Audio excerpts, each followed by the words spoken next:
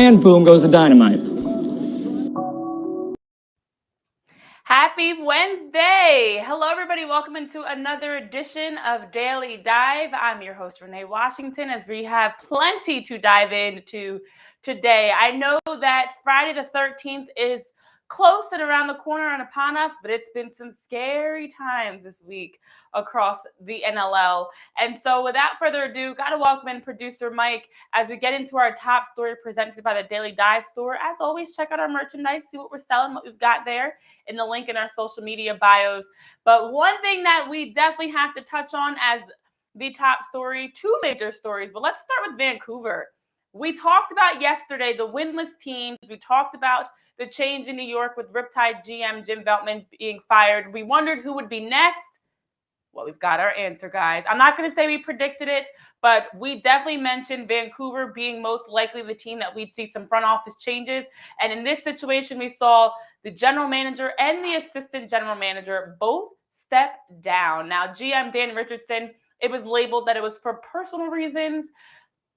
Not sure if those personal reasons had something to do with the winless start, if that's the personal reason that we were citing. And assistant GM Ken Thomas also stepped down. But they just happened to step down at the same time. One for personal reasons, one for unknown reasons. It just happened to happen at the same time. Very interesting. But Vancouver rejoined the league back in 2019. They've missed the playoffs in two of the possible seasons where they were close and on the brink. But since then, they really haven't had many opportunities for a postseason run. And then, of course, 0-4 this season to start and have a 15-38 record dating back to 2019. So this is a team we've talked about. They have struggled. They've been having losing seasons, and that has continued this year. Is this the shakeup that you feel like is going to make the difference for Vancouver, Mike, to get them to at least be a team that's more competitive in the NLL with wins? No. No, it does not. Because this team, I almost for the personal reasons, and I'm just speculating here, but it almost feels like, hey, my assistant buddy's leaving. Oh, well, I might as well leave too. That's my personal reasons. He's just stepping down because we stink. So listen, this is ugly. This is much worse than the Riptide situation to me because they have a Keegan Ball. They don't have a Jeff Teat. And Keegan Ball was voted the most underrated, far different than best player. With Callum Crawford, with a good coach. Vancouver has not looked great. This could get ugly very quickly. And this is like the third Vancouver team. What are we doing here? Yeah, there's been the resurgence of the Vancouver teams over the years, rebranding, bringing back the franchise. But as you mentioned, with a player like Keegan Ball, there's a reason why he was voted most underrated. And it has a lot to do with the results that Vancouver gets and the way they just cannot win games. If they're winning games, he's probably in a different conversation. But, you've got to be feeling blue, as we're both rocking blue today. You've got to be feeling blue about this fact that it's a team that we just keep seeing the same things over and over and over again. So they're trying to break that cycle because that's insanity to do things repeatedly that are not working. But also, I think it's going to take much more than some front office changes for this team to have a serious shakeup and be more competitive in the league. We also have had some other shakeups across the league. A trade. So not only have we seen some GMs that have been fired or have decided to part ways over the last couple of days, but we also saw a trade happen. Panther City acquires forward Jake Fox from the New York Riptide in exchange for defender and captain Chad Cummings. So with that trade, you get 26-year-old Jake Fox, 34 points last season, 47 loose balls, 18 penalty minutes. I love what I'm seeing here with showing the trade alert image. On the other side, 31-year-old Chad Cummings, who's got 30 points in his career, but also 330 loose balls, 76 penalty minutes, 56 caused turnovers. Who, Mike, do you think won this trade? I'm going to go with the Panther City because I feel like all Riptide did was just get a guy who is just a little bit tougher. Like Jake Fox has wanted to drop his helmet the last game they played. So, I mean, well, Chad Cummings has a little bit more pedigree behind him. I don't know if this solves our problems immediately, because a lot of the issues I saw were on offense. And I don't know if a defenseman cleans that up. I guess the presence in the locker room does a little bit. But I'm personally going to go with the Panther City. You get 26-year-old Jake Fox, who's an alley-oop threat, by the way. Love his dunk. He made Sports Center last year. Got to interview him on an old show. Great person. Yeah, I think this move to bring in Chad Cummings was an opportunity. As you talk about, you bring in a veteran, you bring in leadership, you solidify some things defensively. And I know we've talked a lot about how the Riptide need more offensively around Jeff Teat, but we all know, especially in this game, you cannot make it a shootout. You have to be able to get stops. And looking at the amount of goals that they've given up so far, this is probably a chance to have the voice, the person that can, somebody that can be in the locker room, as you talk about, but be the guy on the field that's the general, that's helping to keep everything organized and keep everything flowing. So I think time will tell. Time will, of course, tell to see how this pans out best for both Panther City and for the New York Riptide. But I think in the short term, for like a quick, immediate fix, we'll see the immediate impact of Jake Fox. And then it may definitely take more time for us to see the impact of Chad Cummings as his voice and as his leadership continues to help the Riptide maybe turn a corner. So that being said, there's much more to talk about here because we also have to get an opportunity to get into some more around the Rush, the Mammoth, and their rematch this upcoming weekend, as well as bringing in our guest, Cody Janzen, Saskatchewan Rush play-by-play broadcaster. So a lot of other incredibly exciting, surprising, daunting topics to get into here on Daily Dive. Don't go anywhere. We'll be right back for more with our guest, Cody Janzen.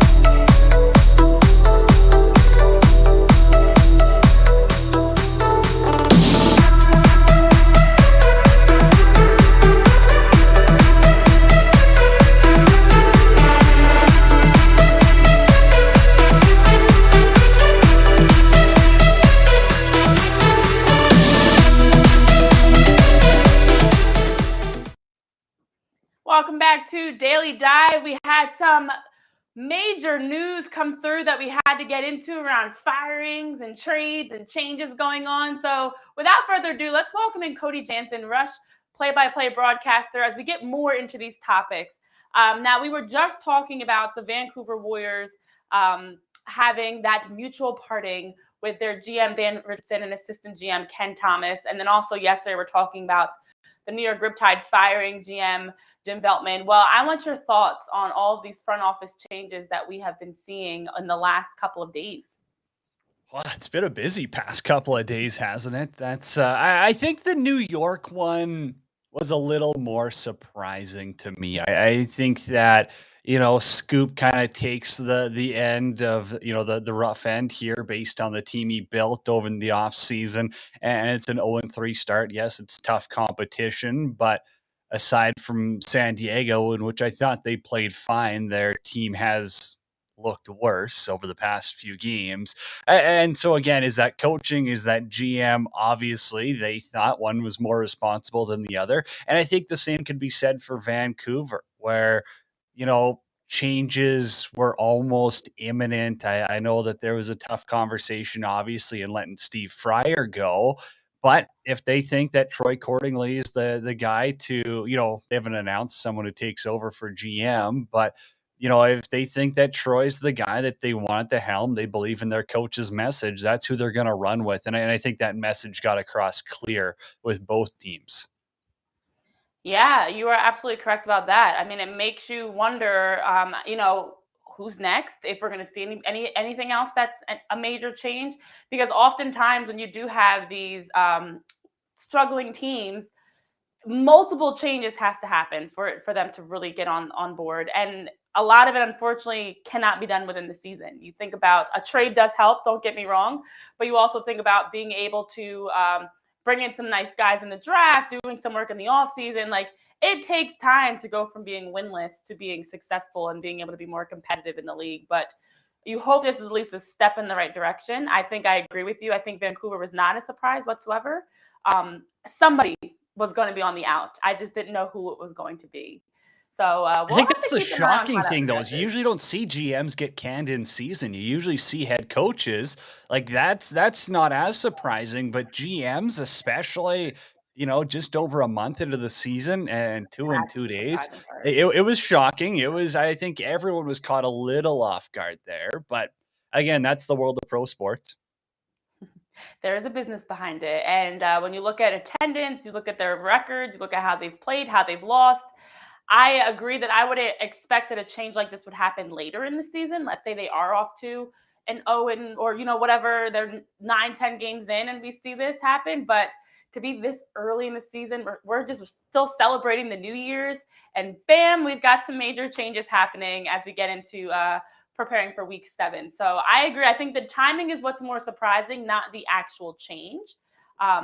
Especially this early on in the season. And speaking of change, we also saw a trade already between Panther City and the New York Riptide. So the Riptide have been very active immediately, making some changes. Do you think there are going to be any other changes to anticipate, or have you heard anything regarding some more trade talks around the NLL?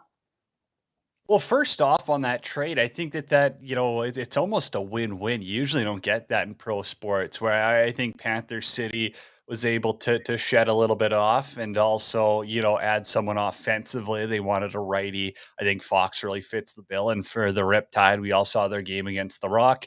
They could use a little bit of help defensively. So I think that's a win-win trade. I'll give both teams credit on that one. As for what I'm hearing, and again, I think it was a little shocking with Dan Richardson going in Vancouver, and it almost leads me to believe that, the higher ups, if they want a rebuild, they didn't trust him to make that decision, because I Mm-hmm. know that this isn't a team that's, they're not going to make the playoffs this year. So are they going to start the rebuild? It was interesting when they brought in Sean Evans. I knew that there was some questions to begin with, but I also know people are dialing the phones and asking about Keegan Ball. They're asking about some of these pieces in Vancouver.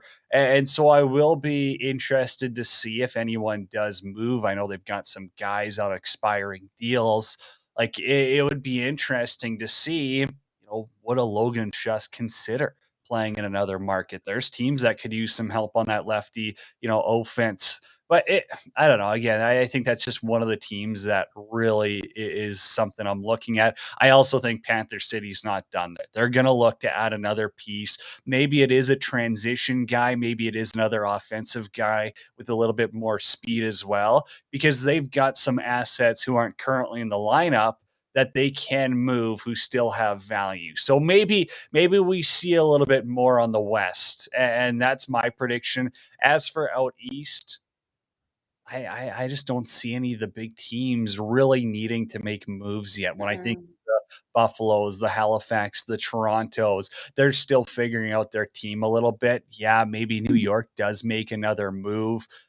Maybe they're kicking around for a goaltender right now, or maybe just goaltending depth to find that 1A, 1B tandem that they would like.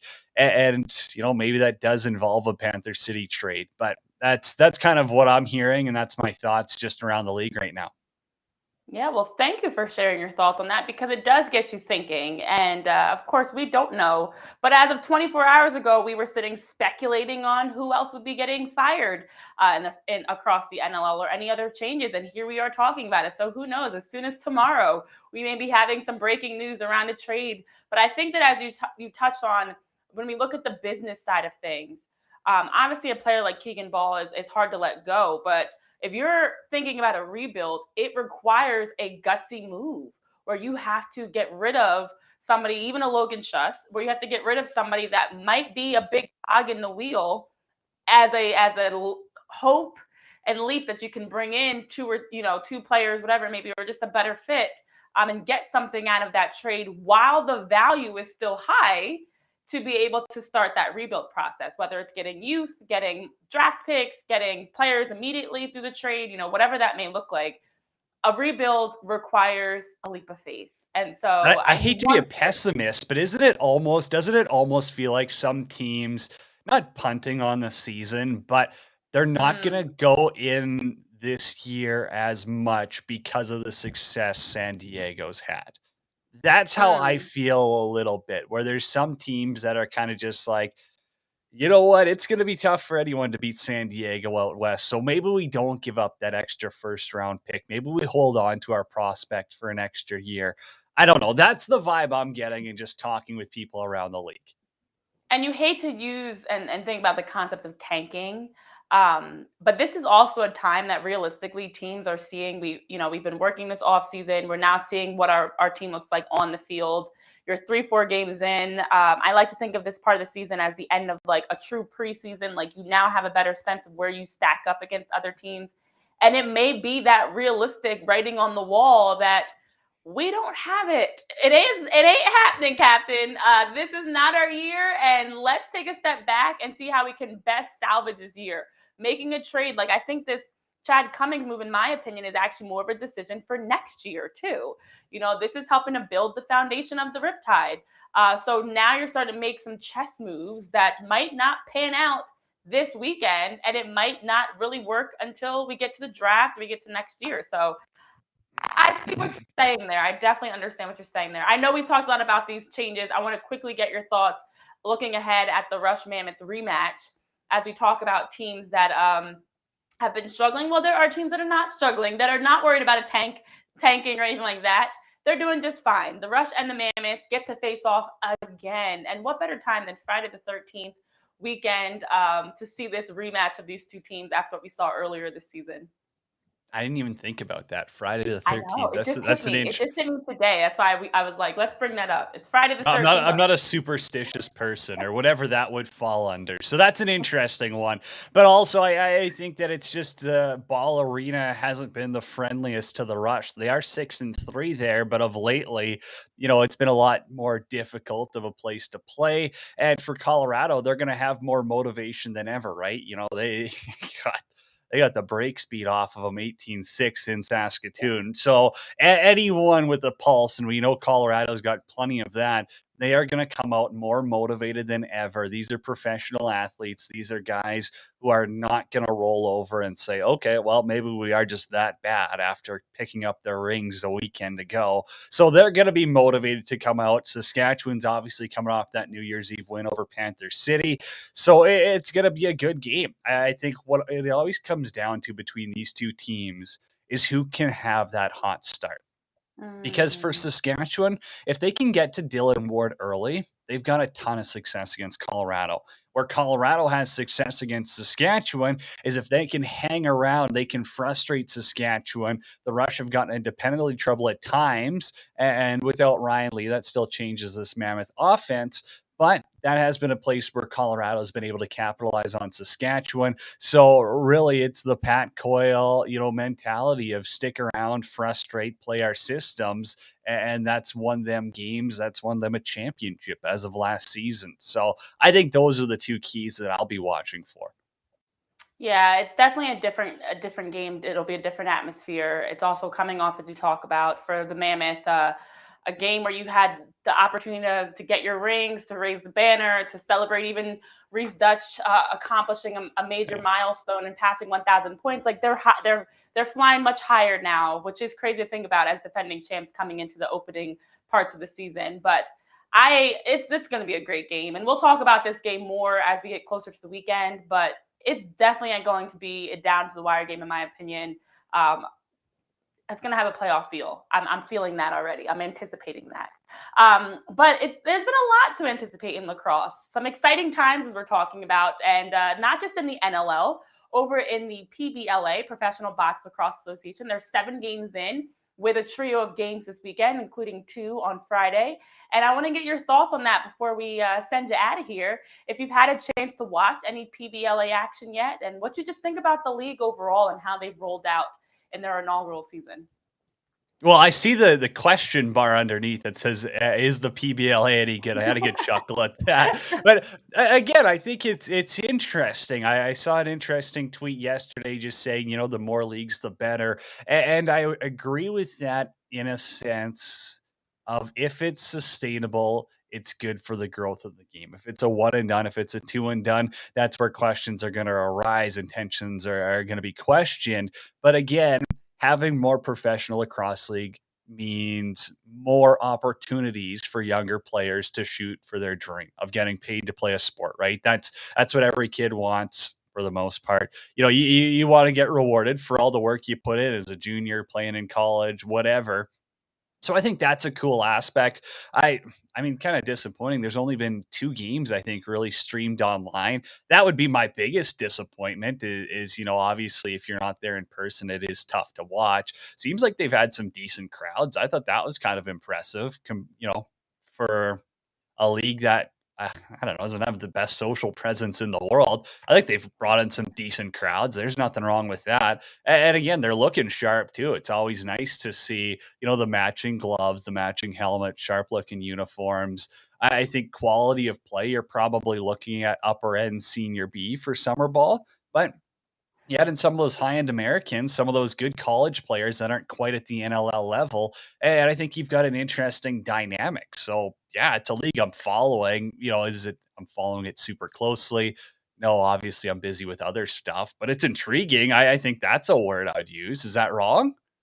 Intriguing works. I definitely agree. I think on so many levels, like as you mentioned, it does give athletes another opportunity to play. And anytime within sports, you can have multiple levels of leagues that you can keep players playing. And then who knows, in the future, there might be a pipeline where you see players going from the PBLA and possibly getting opportunities in the NLL. Like you never know what this could lead to in terms of opportunities if they can maintain it. That's always the biggest question mark. We definitely see many times, unfortunately, one and done leagues.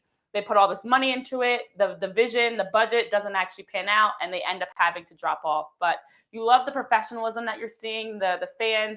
I would love to see them tap into like live streaming through social media. Maybe there's always other outlets, and I know lacrosse TV games being just one of the games per weekend does make the product from a business side challenging. But we will see as they continue to roll out highlights and updates and try to grow their presence within lacrosse, within social media as well, how this league continues to develop. So, Cody, as always, such a pleasure having you on. We could chat for hours about all the exciting things going on around the league. Very intriguing for sure. And thank you for sharing your insight on the trades, the front office changes, the Rush Mammoth game, as well as the PBLA. And we look forward to having you back on again in the future. Love talking lacrosse. Have a great day. Thank you. Well, we've got more lacrosse to talk here. Power rankings. That's right. We haven't done it in a bit, but producer Mike is chomping at the bit as he wants to share his, and I'm looking forward to diving into mine as well. So here on Daily Dive, we've got more coming up around our top 5 power rankings, as well as some news that we'd like to share because there's more news going on besides what we've talked about already. So more to come. Don't go anywhere. We'll be right back.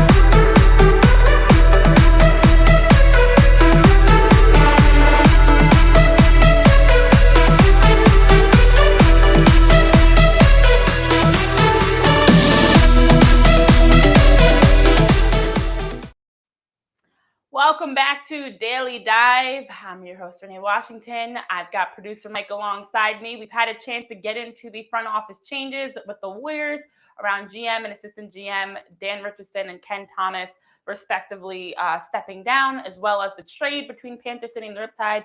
Cody Janzen joined us again here on Daily Dive as we had plenty to get into.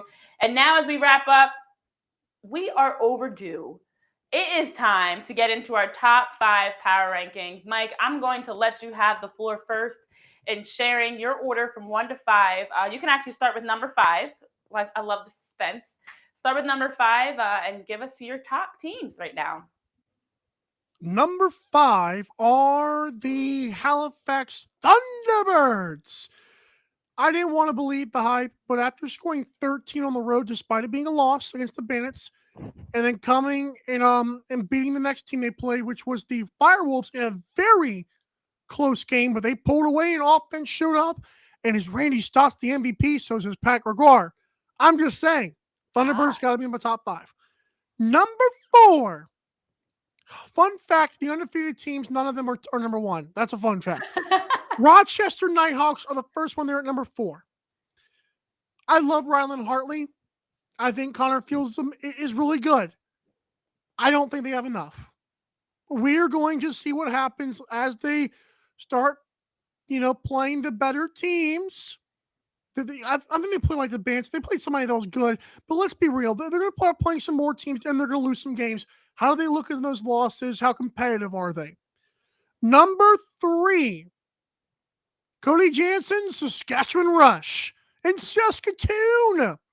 I was sour on them after that Panther City game. I know they're a tough team, but I like to see more, and I'm terrified of the Colorado game. But we'll see about my picks on Friday. Number 2, Cooper Perkins, San Diego Seals. Love that dude. Wish we could hear him sometimes, but he is an amazing person to talk to. Does a great job with the LAX match with lax metrics. Seals turned it on whenever the crap they wanted against the Warriors, okay? And they put it to him so bad, the GM said, now we're out of here. And number 1, because they have a big 3 now, instead of Josh Byrne and Dane Smith, they have a big 3 with Dehoga Nanakoke and Matt Vincent, the goalie. Hey, Bandits are number 1. Wow, I will try to match this energy. I love the fact that you said they beat the Warriors so bad they chased the GMs out of town, basically. You don't have the Mammoth in your top 5, which is appalling to me. I will say, before I jump into my top 5, it is so hard to pick just 5 teams. I've moved this around. I feel like I need a top 7 because I have, like, in my opinion, Albany and Halifax are honorable mentions. I think they're right there. And the Toronto Rock are my number 6 because I always have a top 6. But my top 5, I'm going to stick with the Rush at number 5. I think that I'm going with what I've seen so far consistently, who's been the most convincing, and that starts with Saskatchewan Rush at number 5. I actually feel like I have to put the Mammoth in there. I can't discredit them. They haven't shown me anything otherwise, and I've seen a lot of them from them trending in the right direction of being a top team in the league. So they're number 4. I actually have the Seals at number 3, which may be a shocker to many people. But the San Diego Seals have had some games that, and just the way they've played, where you've seen the drop off. Yes, you beat Vancouver, but who hasn't beat Vancouver? I hate to say it. And also just how they with consistency. I need to see them put together a full game, start to finish, strong, no letdowns, no drop offs, consistent weeks as well, not just one time. It's not enough to do that just one game, and then they will be my top team. And it's hard to pick against a team that's unbeaten. But the Bandits, I'm actually dropping in number 2. I think that while I love what I saw with Dehoga stepping up and different players finding ways to make their mark on the offensive end, I want to see how they continue to do as the season stretches on and they face some better opponents consistently. Because I think that people have their number. I think that's what keeps them from being my number 1. But my number 1, Rochester. I love a good team that doesn't just have the true just one superstar or anything like that. It's by committee, but it's a lot of talent by committee. And I think Rochester, which is crazy to even have them in the top 5, especially where they were a year ago, has a lot to prove. They've got the underdog vibe, which I love. And I think they're a team that people still aren't giving the full respect, which makes them a dangerous team to play. People are discrediting their undefeated start. And so I have them as, right now, the team to beat at that number 1 spot. But I was incredibly wrong last time we did power rankings when I had the Riptide in that top group. And I'm having more confidence this time than I am correct. But Mike, as we wrap up, I talked about the Firewolves being on the brink of being in that top group. But they unfortunately are going to be without Connor Kelly this weekend. Do you have more news on that and the details around that? He leads the team with 14 points, and I don't believe it's injury related. I'm not going to speculate, but it seems on the surface, just these guys have personal lives. Like I was watching the Georgia Swarm game, and apparently Mike Manley's a state trooper. Like, can you imagine being pulled over by an NLL player? That's insane to me. Don't try to Not outrun saying, them. right? Not saying, But up, not saying. We're on the fast break right now. Connor Kelly, though, huge loss. Though Thunderbirds, the way that they were able to stick around and then just pile on late on the road, and now you're going to Halifax. I'm interested to see if we see somebody else step up, because this looks like the beginnings of a 15-10 or 15-8 beatdown. That's not good. Your leading person has only 14 points, and he's gone. It's not good. Yeah. We will definitely get into more of that with our game previews as we're looking ahead to this weekend at that rematch between the Fire Wolves and Thunderbirds. I know we talked about the Mammoth Rush game, so not enough time to really dive into it all. That's why we come back tomorrow with more. So thank you guys so much for tuning in to another edition of Daily Dive here. Be sure to give us a follow at Daily Dive Relax. Check out all the great content we're dropping on our show each week. Each day, I should say, Monday through Friday, 12 p.m. Eastern Time. And we've got more breaking news, major headlines, predictions, previews, hot takes coming your way here. So for my producer, Mike, I'm Renee Washington saying I said terrific Tuesday yesterday, but have a wonderful Wednesday. And I'll see you guys back here for more Daily Dive action tomorrow as we've got more to dive into around the cross.